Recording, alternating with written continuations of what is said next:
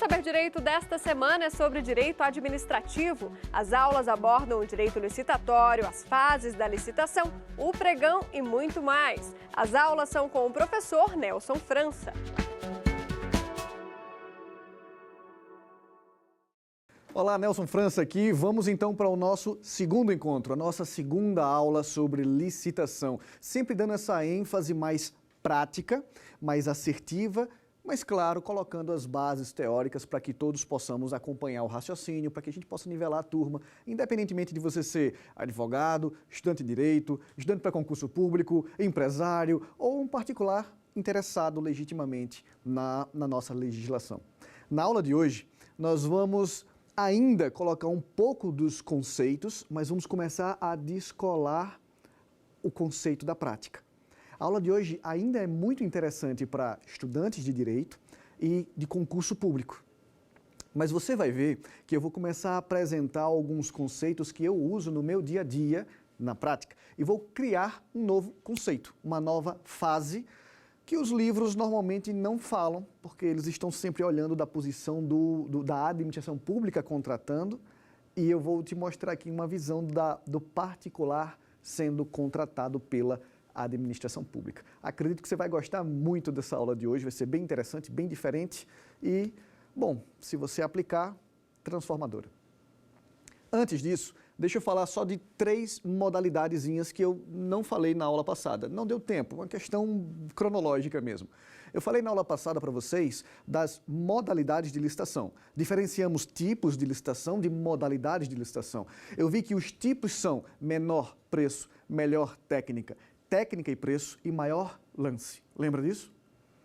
Diferenciei falando dos tipos e das modalidades. Quais são as modalidades? Eu disse para você assim, olha, as modalidades são a concorrência, aquela com os maiores valores, a tomada de preço, valores intermediários, o convite, os pequenos valores. Falei dessas 3, dizendo que precisa de diário oficial, dizendo que na tomada de preço precisa ser pré-cadastrado. Falei para vocês que no convite a administração pública só precisa convidar 3 empresas do ramo.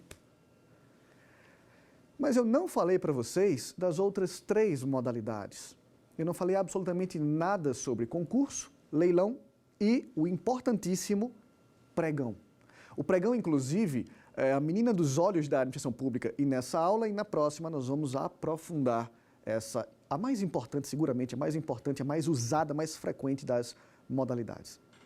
Agora, no entanto, um passo a passo, né, passinhos de bebê, para que todo mundo possa seguir junto, para que ninguém seja deixado para trás. Vamos falar do concurso.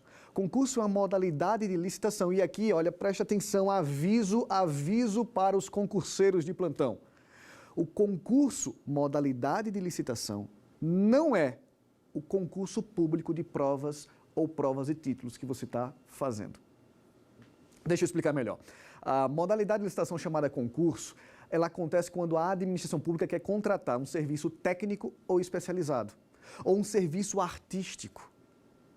A administração pública, por exemplo, quer comprar quadros para pendurar nas paredes do novo tribunal. Ela faz um concurso artístico para escolher o quadro. A administração pública quer contratar um serviço técnico de instalação das câmeras e dos aparelhos de um estúdio como esse. Ela faz um concurso. Não é para um cargo comissionado, não é um cargo efetivo, não é um cargo público. É só para um serviço técnico especializado. Só.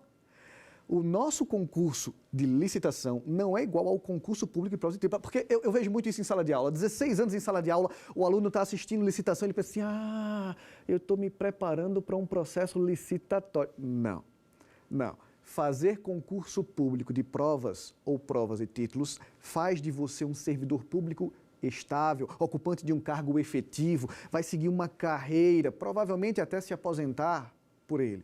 O concurso modalidade de licitação é diferente. No concurso modalidade de licitação, a administração pública só quer contratar aquele serviço temporariamente e depois, tchau. Ela só quer contratar aquele serviço artístico temporariamente e depois, tchau. Ela basicamente compra os quadros, paga por isso e vai embora. Só que na escolha desses quadros, ela faz um processo licitatório chamado concurso. Não é simples isso? Não é fácil isso? Então vamos lá. Essa modalidade é a concurso. vamos para uma outra modalidade muito conhecida, muito famosa, chamada de leilão. Todo mundo já viu um leilão, seja na TV, nos filmes, numa novela. Talvez você já tenha participado de um leilão. É aquele famoso quem dá mais. A administração pública quer vender um bem, ela quer vender um bem e ela chama os interessados e os interessados começam a fazer os seus lances. Os lances no leilão, vence o leilão quem fizer o maior lance. Por exemplo, todos os dias a Receita Federal ela apreende bens que chegam ilegalmente no país. Eu digo isso, graças a Deus nunca tive nenhum bem apreendido, espero continuar assim para toda a minha vida, mas hoje eu moro fora do país e de vez em quando eu venho, como vim aqui, para gravar o programa na TV Justiça, para gravar o Saber Direito, e eu trouxe o meu notebook, é de uso pessoal, eu trouxe o meu celular, é de uso pessoal, eu posso entrar com isso sem grandes problemas. Mas, às vezes, o camarada traz esse notebook para revender, a pessoa traz um bem sem declarar e a Receita Federal vai lá e apreende esse bem. O proprietário não paga a multa, não paga o imposto e esse bem apreendido agora vai ser vendido pela Receita, pela administração pública. E ela vai vender esse bem imóvel como? Ela vai vender exatamente pelo leilão. Leilão, então, anota aí, pega teu caderno e tua caneta, anota aí. O leilão é para a venda de bens móveis ou semoventes. Repito para você, meu bem. Leilão é para venda de bens móveis ou semoventes. Nelson, eu não sou da área jurídica. O que é um bem semovente? Bem semovente, eu gosto de brincar assim. Bem semovente é aquele bem que se move. O bem semovente é o bem que se move sozinho. Por exemplo, um cachorro é um bem semovente. O cavalo da Polícia Militar, o K9, o cachorro da Polícia Federal que fica lá no aeroporto, né, fazendo aquela averiguação com o seu super olfato. O cachorro da Polícia Federal, o cavalo da Polícia Militar são exemplos de bens semoventes. Ok? O bem semovente. Então um carro é um bem semovente. Não, um carro é um bem móvel. O semovente é aquele que se move sozinho. Tá? A sua sogra, não sei que tipo de sogra você tem, talvez aquela jararaca seja... Não, é brincadeira. É brincadeira. A sogra não é um bem semovente. Não é nada. O fato, meus amores, e brincadeiras à parte, é que o leilão, ele é uma modalidade de venda de bens e não de compras. E é uma modalidade de vendas, mas eu falei na aula passada, é uma venda, ele vai vender o bem por um tipo de licitação chamada de maior lance. Lembra da diferença entre tipos e modalidades? A modalidade leilão é de um tipo maior lance. Vence o leilão quem vender, quem oferecer mais pelo bem móvel ou semovente. Então, alguém pode perguntar, Nelson, mas a venda do bem pode ser um bem imóvel? A administração pública pode usar o leilão para a venda de um bem imóvel? Pode. Não é a regra, por incrível que pareça. A regra é que o leilão é para a venda de bens móveis ou semoventes, mas é perfeitamente possível a venda de bens imóveis, desde que imóveis adquiridos por procedimento judicial ou por dação em pagamento. Peraí, Nelson, agora complicou. Eu posso vender um imóvel, a administração pública pode vender um imóvel por leilão, mas tem que ser por o quê? Procedimento judicial ou dação em pagamento? Isso. Vamos devagar. Respira. O que é um imóvel adquirido por um procedimento judicial? Vou te dar um exemplo que acontece todos os anos. Você já deve ter visto na TV a propaganda do feirão da Caixa. Caixa Econômica Federal faz os seus feirões. Então tem lá o garoto propaganda, não vou dizer aqui o nome, mas você deve lembrar do garoto propaganda ou da garota propaganda, e ele convida ou ela convida assim, olha, venha para o, 8º feirão da Caixa Econômica, imóveis selecionados e blá, blá, blá. E aí as pessoas vão a esse feirão, as pessoas veem a oportunidade, as pessoas compram, financiam seus imóveis pela Caixa Econômica Federal, e isso é fantástico, isso é maravilhoso. O que não é tão fantástico é que, no decorrer dos anos, algumas pessoas perdem o poder aquisitivo, perdem o emprego e não conseguem pagar aquele imóvel. O que é que a Caixa Econômica faz? A Caixa toma o imóvel, mas ela não toma de qualquer forma, ela abre um procedimento, um processo judicial. Ela abre uma ação como é que eu posso dizer isso? para tomar mesmo, né, para pegar de volta, uma ação de emissão de posse. Esse é o nome da ação técnico lá que não nos interessa tanto. Ela abre a ação de emissão de posse, ela abre essa ação possessória, era essa palavra que eu procurava aqui, e toma o bem de volta. Mas a Caixa não é uma imobiliária, é um banco. Ela não quer ficar com aquele imóvel para ela. O que é que ela faz? Ela toma o imóvel e vende de novo através do leilão. Ela vende esse imóvel que foi tomado por um procedimento judicial. Percebe? Ela tomou o imóvel por uma ação judicial, por um procedimento judicial, uma ação possessória, e depois faz o leilão para... É quando você vê aquele mesmo garoto propaganda ou aquela mesma garota propaganda chamando você, venha para o 8º... Ela não fala mais o 8º feirão, ela diz, venha para o 8º leilão da casa própria. Por que leilão? Porque agora esses imóveis já foram tomados e serão revendidos. Simples assim. A dação em pagamento é um conceito do direito civil. A dação em pagamento é a outra forma de se vender por leilão um imóvel. O que é a dação em pagamento? Dação em pagamento é quando eu extingo uma relação jurídica por um meio que não era o originalmente previsto. Eu vou de novo. Dação em pagamento é a extinção de uma relação por uma forma que não era prevista. Por exemplo, imagine que eu compre um carro seu, tá? Eu comprei o seu carro. Eu comprei o seu carro e eu fiquei pagar em 3 prestações.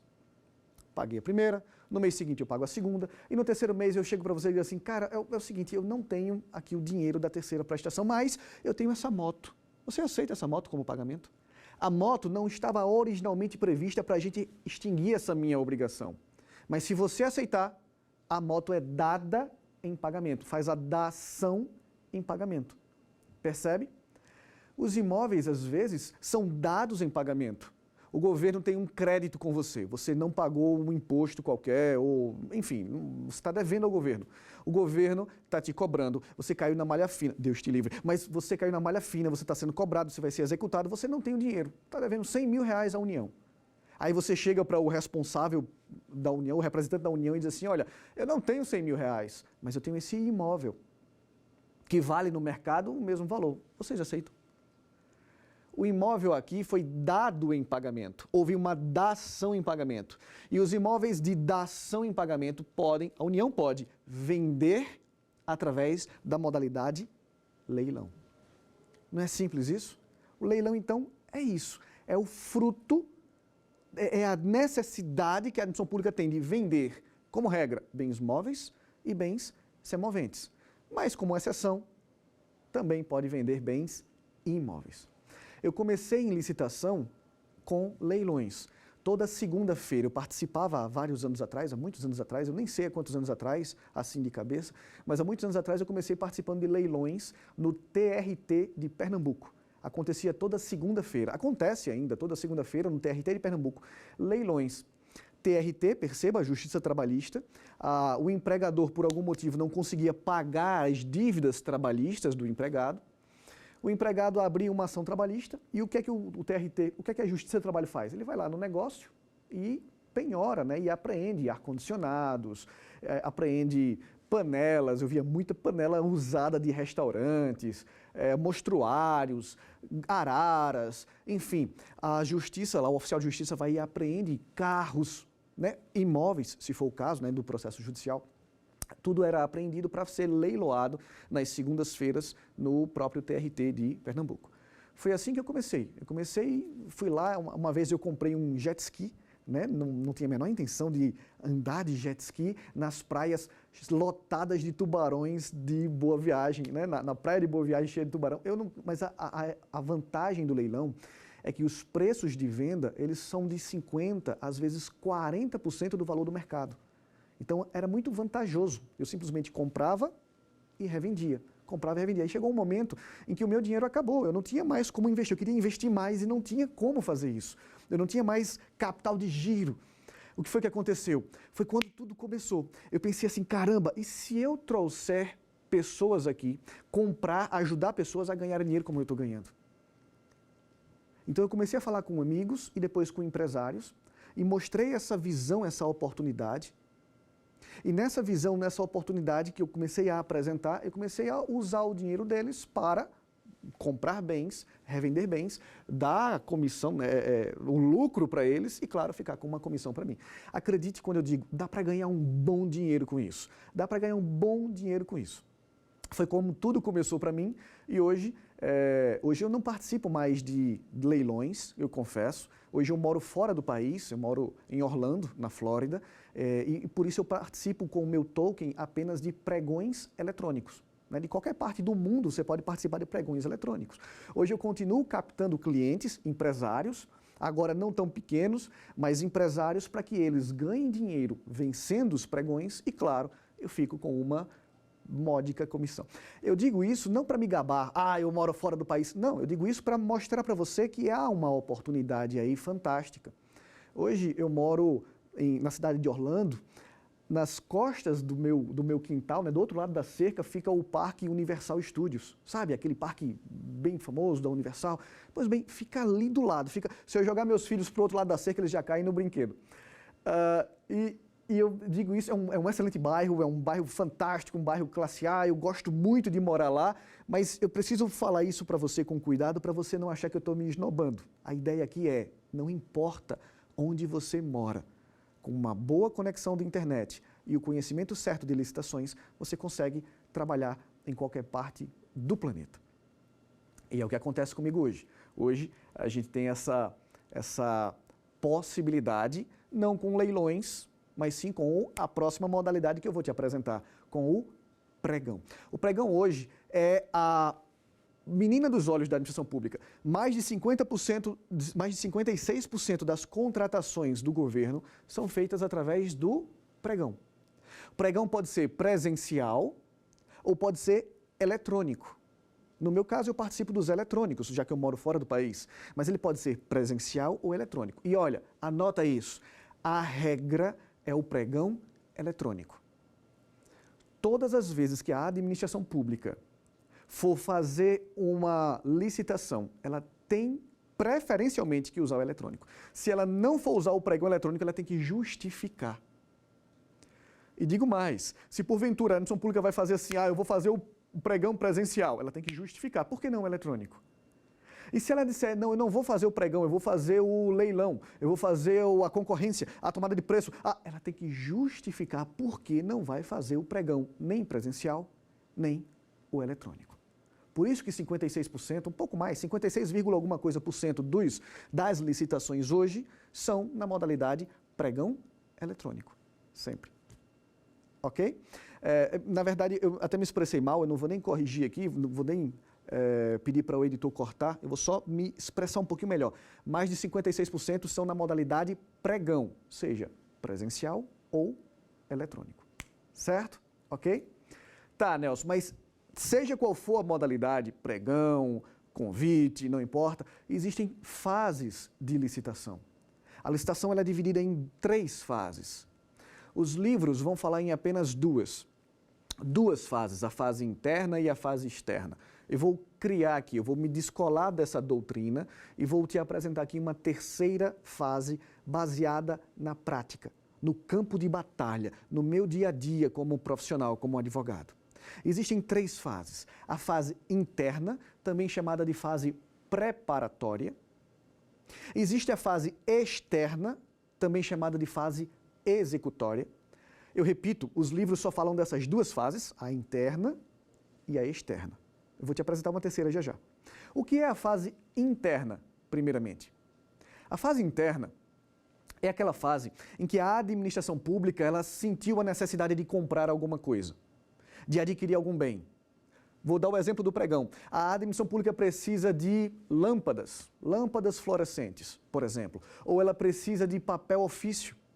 Ou ela precisa de canetas, ou ela precisa... Não importa. Ela precisa de material de escritório. Pronto, vou usar esse exemplo. Ela precisa de material de escritório. O que é que ela faz? Ela vai começar a fazer uma pesquisa. Quanto de material eu vou precisar? E qual é a média de preço do mercado? Ela começa a fazer uma pesquisa. Ela manda, a lei diz assim, ela manda fax, ou e-mails, ou telefonemas. Essa lei ela realmente está precisando se atualizar. Não é quem é que usa fax hoje em dia, mas está lá no texto legal. Ela vai mandar fax. Bom, ela vai, na verdade, se comunicar com o comércio, com os empresários, com a indústria, com seja lá quem for, para perguntar, para levantar o preço do bem que ela necessita. Essas pessoas com quem ela vai falar vão dar as suas médias. Ela está fazendo uma pesquisa de preço. E é com base nessa pesquisa de preço que ele vai determinar quanto é que ela vai gastar nessa licitação. Ela sabe que precisa de, vou chutar aqui, ela precisa de 10 mil folhas de papel ofício. Ela faz a pesquisa de preço e acaba descobrindo que 10 mil folhas de papel ofício tem que fazer a licitação na modalidade, sei lá, pregão, ou licitação na modalidade convite, ou licitação, não importa, não importa. Ela determina isso na fase interna.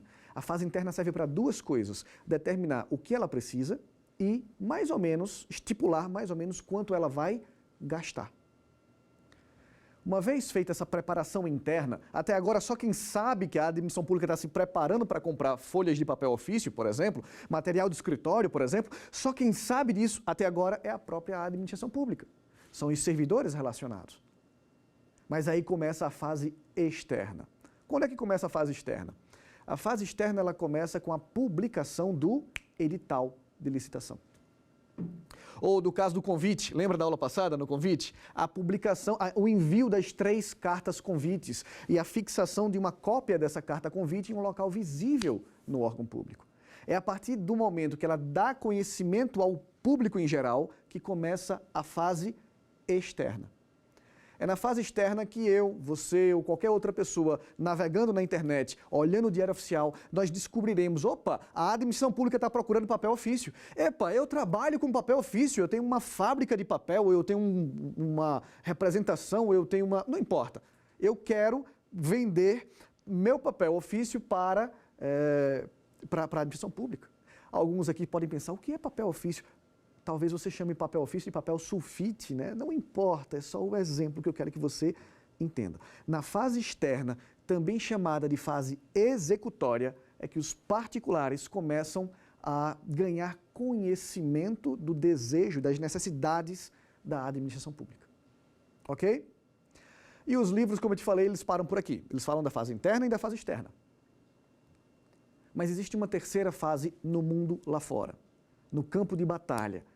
Se você deseja vender para a administração pública seus bens ou seus serviços, ou se você é advogado ou consultor de licitações, quer se tornar consultor de licitações e deseja preparar as empresas para vender licitamente e de forma eficiente para o governo, você precisa entender que existe uma terceira fase não comentada nos livros. Os livros não falam dessa terceira fase porque os livros eles tratam da visão da administração pública. Como eu falei até agora, a administração pública precisa de papel ofício. Tá. Mas eu vou dar a visão de quem está do outro lado do balcão aqui, ok? A visão de quem quer vender. Há uma terceira e última fase, uma fase pós-licitação. O pós-vencedor da licitação. E eu vou te dar um exemplo bem simples. Vamos imaginar que a licitação, não importa a modalidade, a licitação aconteceu e Tonho, vou chamar ele de Tonho, Tonho venceu a licitação. O pregão, é a modalidade mais comum, então vou usar o pregão aqui. Tonho venceu a licitação na modalidade pregão. Seu cliente perdeu. Caramba, droga, seu cliente não tinha a melhor proposta para a administração pública e está tudo bem, não dá para ganhar todas. Seu cliente não tinha a melhor proposta e paciência. Só que a maioria das pessoas fazem assim, poxa, perdi a licitação, e elas dão as costas e vão embora. Mas a gente tem que ficar observando se Tonho tem todos os requisitos necessários para prestar aquele serviço ou para fornecer aquele bem. O que acontece muito é que Tonho, vencedor da licitação, perde os prazos para apresentar a documentação necessária, por exemplo. Ele perde os prazos de entrega do bem ou da prestação de serviço e é imprescindível que você fique atento para isso e embargue a inércia ou a ausência ou simplesmente a não apresentação dos documentos do vencedor, Tonho. Eu já cansei de fazer isso. Às vezes meu cliente fica lá em segundo ou terceiro lugar. E aí o vencedor simplesmente não comparece com a documentação. O que é que a gente faz? Embarga. E veja, não tem nada de errado com isso. Para a administração pública, isso é fantástico, porque ao invés do servidor ficar lá, o pregoeiro fica lá esperando, ah, meu Deus, cadê o documento que não chega? Ah, meu Deus, eu preciso desse bem, e o vencedor da licitação não apresenta, não se apresenta, não tá... O que é que a gente faz? A gente vai lá e embarga, desclassifica ele por perda do prazo, pela intempestividade, e chama o segundo colocado. E já aconteceu, do segundo colocado não está atento, ele deu as costas e foi embora. O que acontece? Perdeu o prazo, chama o terceiro colocado, que nesse caso era o meu cliente. Meu cliente ficou feliz, a administração pública ganhou agilidade, ficou feliz também. E eu, claro, com a minha comissão, também fiquei feliz. Ok? O que eu quero mostrar para vocês é que a gente pode ler o livro, entender a lei e tudo mais, mas se não tivermos essa visão prática, as oportunidades acabam passando despercebidas. E eu preciso que você fique atento a essa fase, essa terceira fase não dita, não expressa pela lei, para que você possa se destacar como profissional. Vamos agora para o nosso primeiro quiz da aula de hoje. Dá uma olhadinha no quiz aqui.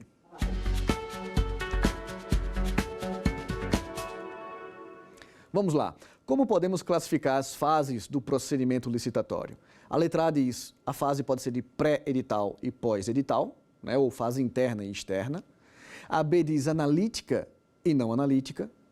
Pública e privada, nenhuma das anteriores. Bem, as fases são a pré e pós-edital, ou interna e externa, ou ainda interna e executória. Mas eu quero que você fique atento, essa é uma questão típica dos livros. Eu quero que você fique atento para quê? Para o fato de que eu acabei de plantar uma terceira e prática fase, que é a fase pós-vencedor da licitação. Não está na lei por quê? Porque a lei está dando a visão da administração pública, enquanto que o meu compromisso aqui é te dar uma visão mais pragmática, certo? Há uma visão teórica, né, para os estudantes de direito, há uma visão teórica para o concurseiro, a letra A é perfeita, fase interna, fase externa, pronto. Mas eu também sei que uma parte significativa de vocês quer atuar na área de licitação, seja como consultor de licitação, para quem não é advogado, seja como advogado especializado, seja ainda como um empresário que deseja ardentemente vender seus bens ou prestar seu serviço para o governo. Ok? Diante disso, vamos dar continuidade. Vamos agora para o pregão. O que seria o pregão? Vamos aprofundar o pregão. O pregão, eu gosto de dizer assim, o pregão é um leilão ao contrário. Sabe o leilão que todo mundo conhece? É aquele que quem dá mais, eu falei agora há pouco para vocês, quem dá mais, quem oferece mais, quem der mais por aquele bem ou aquele serviço, ganha o leilão. Pois bem, o pregão é um leilão de trás para frente. Primeiro, porque não ganha quem der mais, e sim quem der menos. O quê? Não ganha quem der mais. Eu ofereço por mais. Não. Aqui no pregão, você não está comprando o bem, você está vendendo o seu bem para a administração pública. E aquele que vender por menos, aquele que oferecer seu bem ou seu serviço por menos, vence a licitação na modalidade pregão. Anota o que eu vou te dizer agora. O pregão tem que ser no tipo menor preço. Todo pregão, modalidade pregão, tem que ser obrigatoriamente no tipo menor preço. Necessária e obrigatoriamente. Por que no menor preço? Porque vence quem oferecer o seu bem ou seu serviço por menos. E há uma peculiaridade no pregão. Diferentemente de todas as outras modalidades, em que primeiro eu vejo os requisitos, se o participante tem ou não os requisitos, falamos na aula passada, né? A qualificação financeira, a habilitação jurídica, o trabalho do menor nos moldes do artigo 7º, inciso 33 da Constituição Federal, enfim. Ao invés de você ver primeiro os requisitos e depois as ofertas, as propostas, no pregão a gente faz o oposto. Ele é inverso. Primeiro, você faz a sua proposta. Você diz por quanto você fornece seu bem ou serviço. E só depois a administração pública vai ver se a melhor proposta tem ou não todos os requisitos, todas as habilitações. Eu vou te dar um exemplo. Imagine que nós tenhamos aqui um pregão formado por 3 pessoas, papel, pinico e cocô. Me perdoe a falta de formalismo. Papel, pinico e cocô estão participando de um pregão. Eu posso falar isso na TV? Eu acho que sim, já falei. Papel, pinico e cocô estão participando de um pregão. E nesse pregão, pinico tem a melhor oferta, o menor preço. Pinico tem o menor preço. Pinico vai vencer a licitação? Não sei. Vamos ver agora que a gente sabe que ele tem o menor preço. Vamos ver se ele tem todos os requisitos. Ele tem irregularidade fiscal? Não, então ele perdeu. Ele tem a habilitação técnica? Não. Se ele tiver todos os requisitos, contrata com ele. Mas se ele não tiver todos os requisitos, o que é que se faz? Passa para a segunda melhor oferta. De quem é a segunda melhor oferta? Ah, é de Cocô. Ele tem todos os requisitos? Tem. Ele tem todos os requisitos, então contrata com ele. Não, ele não tem todos os requisitos. Vamos para a terceira melhor oferta e assim por diante. Percebe? Isso faz com que o pregão seja mais dinâmico. Eu não tenho que abrir todos os envelopes de todos os requisitos de todos os participantes. Eu só vou abrir um envelope com os requisitos da melhor oferta temporária. Se ele tiver os requisitos, contrata com ele. E se ele não tiver? Se ele não tiver, paciência. Contrata, vai para a segunda melhor oferta. Diante disso, vamos para mais um quiz. Vamos testar o nosso conhecimento.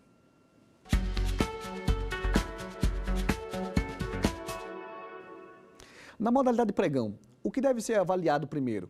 O envelope com os requisitos, o envelope com as propostas, ambos os envelopes simultaneamente ou nenhuma das opções anteriores? Nesse caso aqui, a letra B seria a nossa resposta.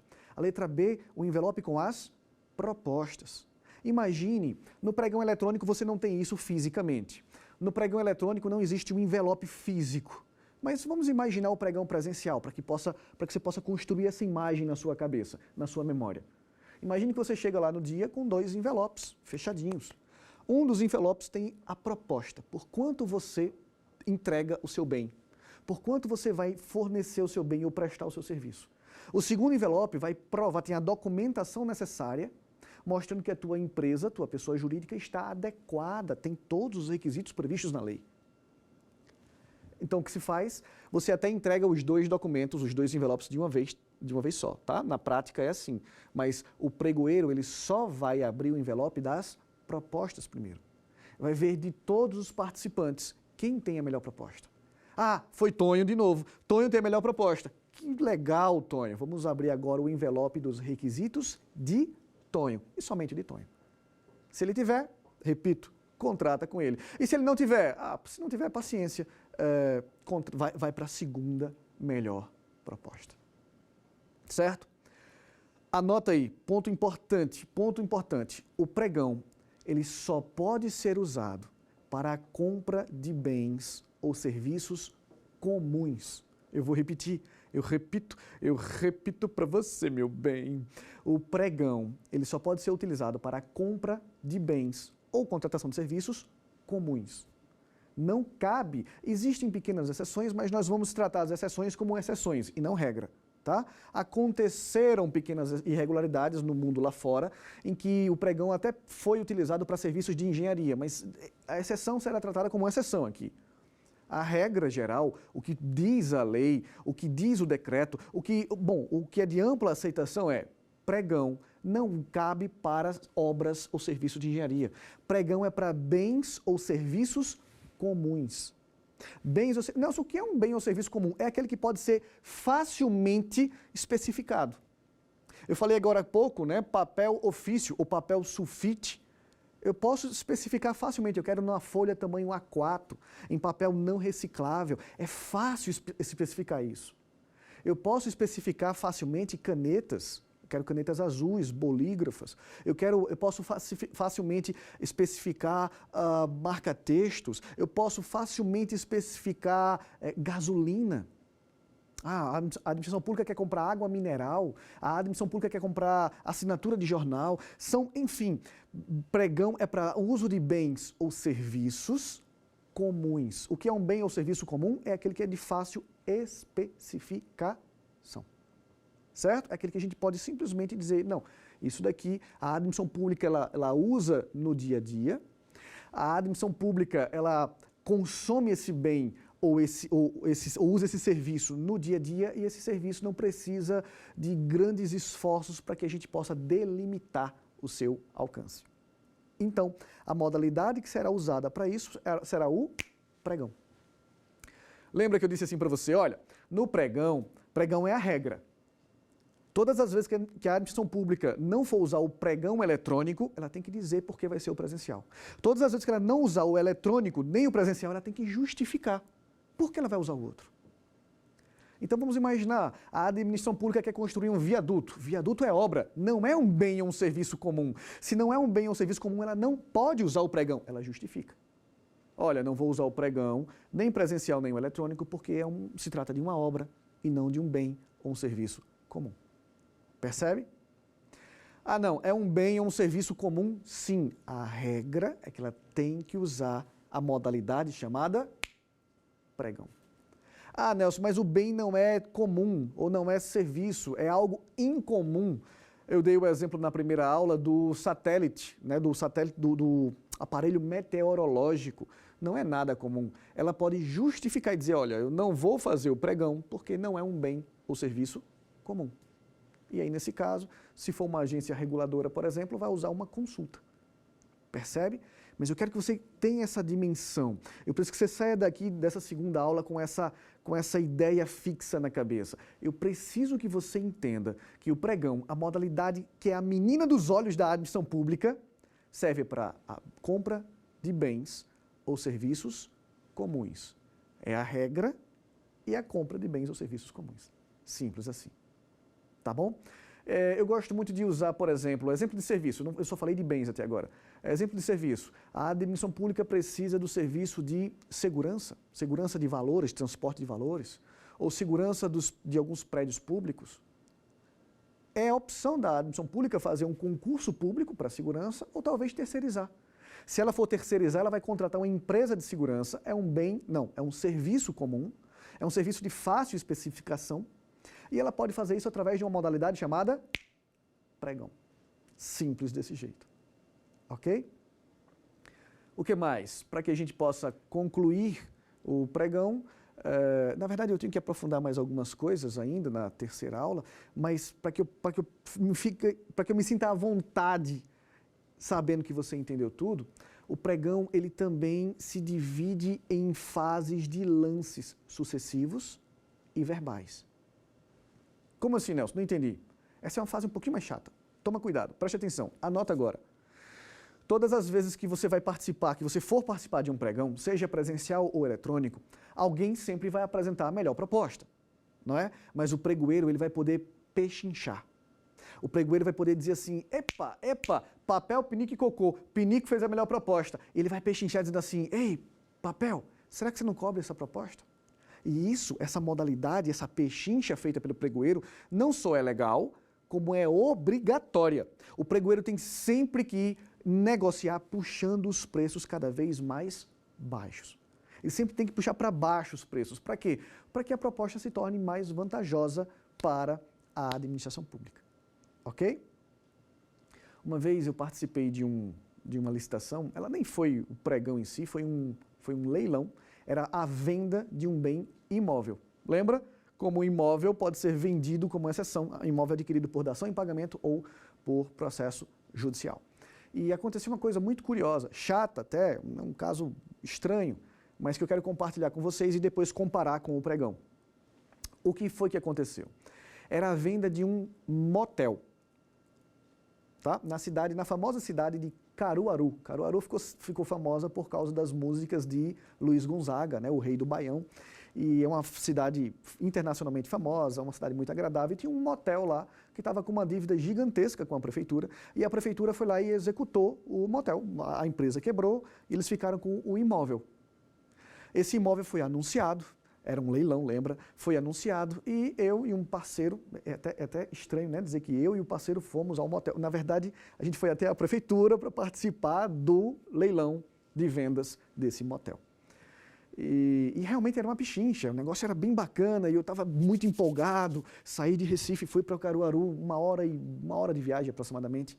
E como chegamos mais cedo, ficamos lá esperando na prefeitura, tá? Não no motel. Ficamos esperando lá o leilão acontecer e uma mulher chegou. Uma mulher chegou, depois de uns 5 minutos ela nos abordou e disse assim, olha, eu vim participar desse leilão, mas se você me der 10 mil reais, eu não dou lance nenhum. Eu não dou lance nenhum. E vocês vão ganhar o leilão. Isso foi a proposta que ela fez. Nunca tinha visto essa mulher na minha vida antes. E aí eu e esse meu parceiro, na época um sócio, paramos, pensamos, caramba, e agora? Não, é melhor não. E aí fui lá dar a resposta para ela, agradeci, olha, muito obrigado, mas não é assim que a gente trabalha, que vença o melhor, e todo aquele discurso aquele discurso formal e educado para dizer não para ela. Faltando uns 10 minutinhos para começar o leilão, chegou um terceiro concorrente, um terceiro licitante. Esse terceiro licitante nem falou com a gente, já chegou em cima da hora e começou o leilão. Nós não vencemos o leilão, esse terceiro licitante que chegou em cima da hora venceu. Mas o mais curioso foi, essa mulher, em momento nenhum, se aproximou dele. Ele chegou realmente em cima da hora. Em momento nenhum ela fez essa proposta para ele, mas em momento nenhum ela fez nenhuma proposta. Ela não estava ali para fazer proposta para ninguém, ela estava ali para pegar os otários, né, para ganhar 10 mil fácil de algum otário que topasse a proposta dela. A gente não topou, ela não ganhou nada. Mas o fato é que nessas modalidades mais tradicionais, essa possibilidade de conchavo, infelizmente, ainda existe. E como é que a gente combate isso? Com conhecimento, com ética, com assertividade. Eu me lembro também de uma outra história em que uma prima minha, na época, trabalhava na Caixa Econômica Federal. Na época, ela trabalhava na Caixa Econômica Federal. E eles precisavam fazer um convite para comprar material de escritório. Eu não lembro exatamente o que era, canetas, eram alguns lotes. E ela ligou para uma empresa, fazendo o convite, ligou para essa empresa e assim que ela desligou o telefone e foi fazer alguma coisa, recebeu um outro telefonema de uma outra empresa que também queria participar. Olha, eu fiquei sabendo que vocês vão comprar canetas, eu não sei se era canetas, vão comprar canetas, eu quero participar. E ela anotou os dados, mas quando desligou o telefone pensou, como é que eles sabem? Eu fiz a primeira ligação uns minutos atrás, ele já está sabendo, como é que ele sabe? Para surpresa maior dela, uma terceira empresa ligou logo depois, dizendo que queria participar. E ela achou aquilo muito estranho. Nossa, já tenho os 3 convidados, eu só liguei para um. Então ela começou a averiguar um pouquinho mais e descobriu o que é bem comum. As 3 empresas eram pessoas jurídicas diferentes, CNPJs diferentes, mas as 3 empresas eram do mesmo dono, da mesma pessoa. Quando ele soube da primeira, mandou os CNPJs, digamos assim, os funcionários das outras ligarem para que ele concorresse só com ele mesmo. E esse é um dos motivos para o pregão ser a menina dos olhos da administração pública. Tanto no exemplo do motel, quanto no exemplo da Caixa Econômica, é muito difícil você burlar o pregão, especialmente o eletrônico, dessa forma. Os concorrentes, eles não se conhecem. Os concorrentes, eles não têm essa noção de conhecimento, eles não se encontram. E por isso é infinitamente mais seguro, barato, vantajoso para a administração pública e, claro, para o particular também. Diante disso, vamos reforçar, né, que o pregão é a modalidade preferida da administração pública, é a modalidade mais segura até hoje e aproveitarei para fazer agora um quiz. Vamos para o nosso terceiro quiz. Dá uma olhadinha na tela.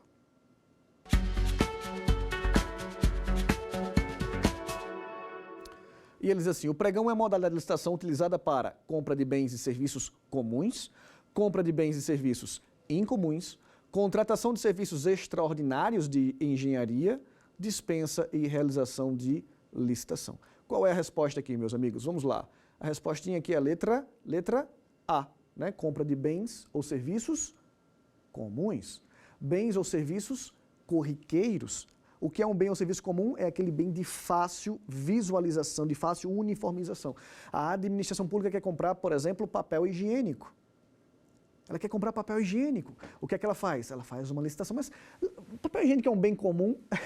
Aposto que é. Né? Pode apostar que papel higiênico é um bem de uso comum.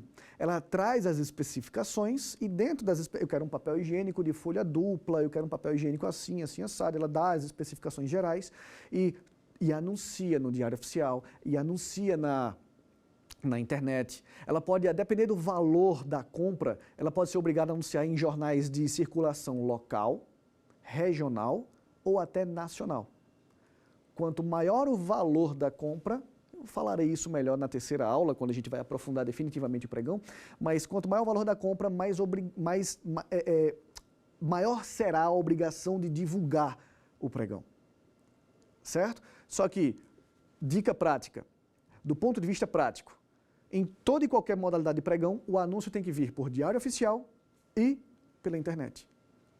Se você tem o hábito de folhear o diário oficial, de olhar tudo que a administração pública está anunciando, ótimo. Todos os pregões estarão lá. Eu particularmente acho muito chato, e isso é uma característica minha.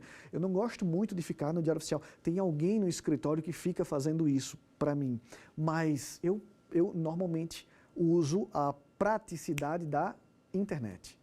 Se você quiser descobrir um pregão que esteja acontecendo nesse exato momento, basta você usar uma expressão bem moderna hoje, né? Basta você dar um Google.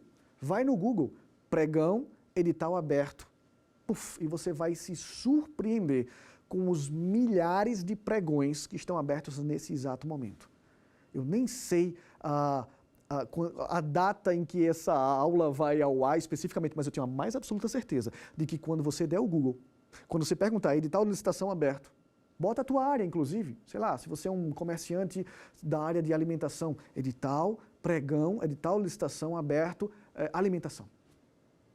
Você vai se surpreender com a quantidade de municípios, estados também, fundações, autarquias, que estão nesse exato momento precisando comprar alimentos de um negócio como o teu.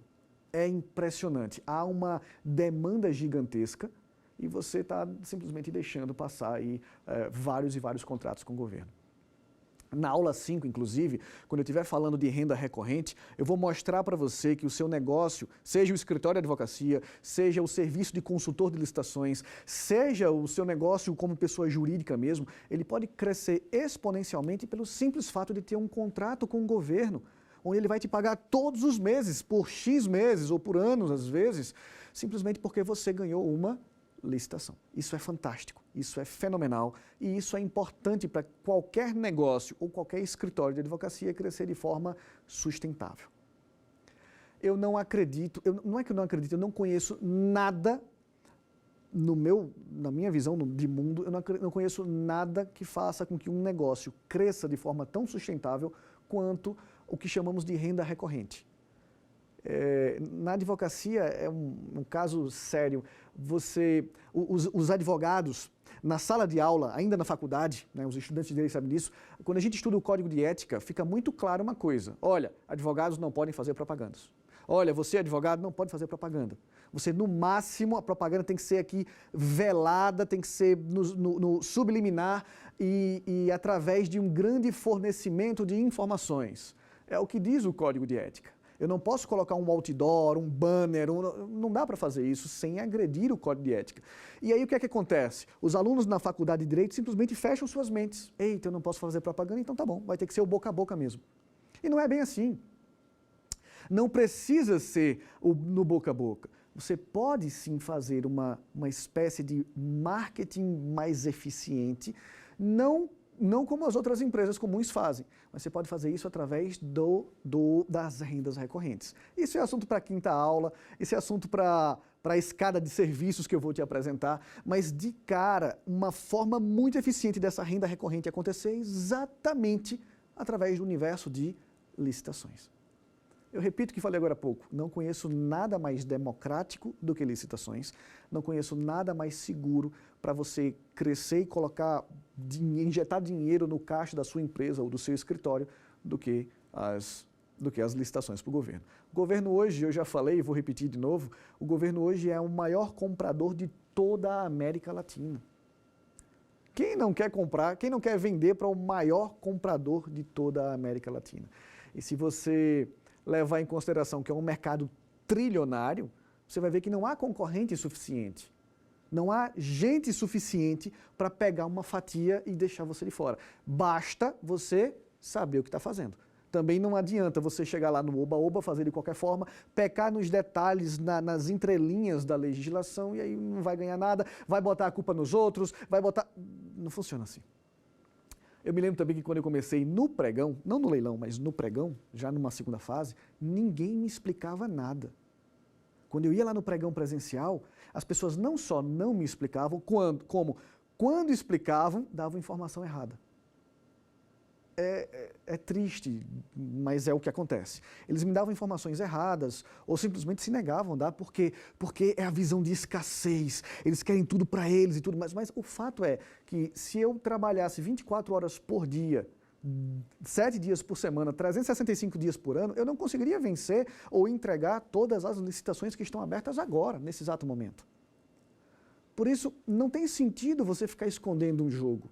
Ao contrário, se eu capacito você de forma correta, se você faz um bom serviço, se o seu cliente fica satisfeito, a tendência é ele te indicar mais, mas a tendência também é as outras empresas quererem participar da licitação. E isso faz com que a maré suba. E se a maré sobe, meus amigos, todos os barcos sobem. O governo fica feliz, a administração pública fica feliz, as empresas vão participar mais de licitações, elas vão ficar felizes. E claro, você, eu, advogados, consultores, todos nós também ficaremos mais e mais felizes. O cunho dessa aula, então, dessa nossa segunda aula é colocar essas bases, nivelar essas bases e, mais do que isso, mostrar que não há escassez no mercado licitatório.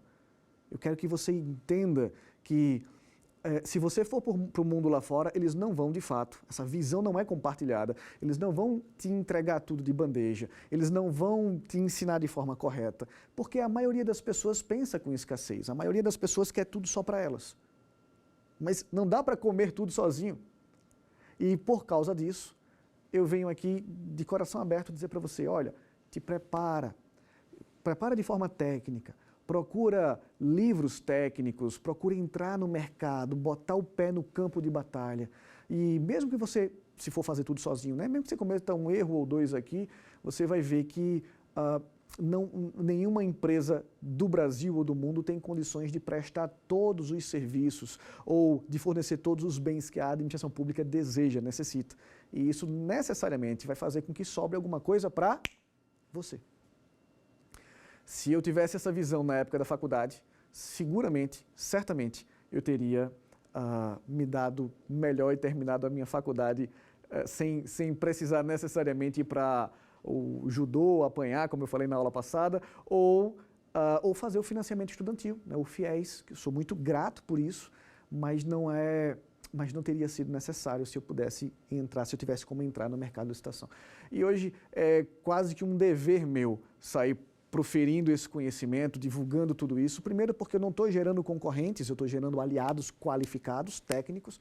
E segundo, porque assim as pessoas não vão passar por aquele aperto financeiro que eu eventualmente passei. Ok? Eu quero terminar essa aula fazendo um resumo. Nessa aula nós falamos sobre as fases da licitação. Não só as fases previstas em lei e nos livros, a introdutória, a interna e a externa, mas eu coloquei aqui uma terceira fase, a fase pós-vencedor da licitação. A fase pós-licitante vencedor, como eu gosto de dizer. E essa é uma fase muito importante para quem não ganhou a licitação. É ficar atento para saber se o vencedor vai fornecer todos os bens ou serviços. E claro, se não fornecer, embargar para que o seu cliente entre. Espero que tenha gostado dessa aula. Eu fico por aqui e na aula 3 nós vamos aprofundar a licitação na modalidade pregão, aí sim se destacando ainda mais da teoria e migrando para a prática. Um beijo no coração, até já!